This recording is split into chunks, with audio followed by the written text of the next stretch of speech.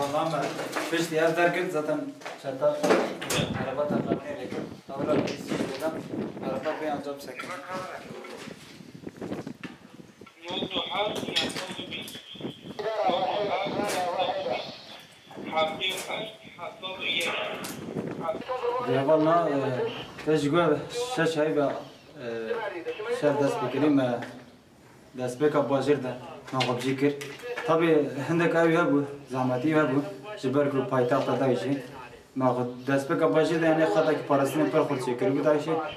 ما أخذ ما وكي سينغ يعني ما يريشكر ما خد جوان ستان ما نا دست بك باجر ده خد ذكريه ما شش تاق جوان رزقكر ناجي ست أخذه شاركي جرام بردون على شر ما يعني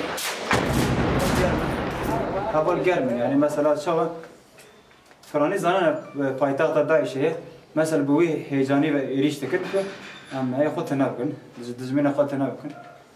ناوي ساي طبي أوجي أو دك يعني شتاجي برخوذ شتاي زانا در بايتاق تمانا بش كيسا أي تنابن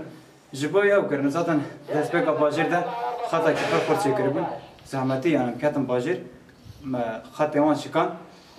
طبي أو دكن بش تبي إيريش كرنا ما قالك فراني شتاتين كشتن إيك نكام برخوذ بتجي تسليم أفضل تبع. ده شيء يعني نوكي بري أما وكي بري عندك طرزينو بيش قصدنا مثلا طرز كشفي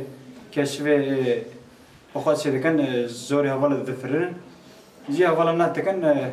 بومبا بيزاتن بومبا برد دخوازن في طرزي أنجام برن فقط أفضل جيو يعني طرزيوان هم كرنا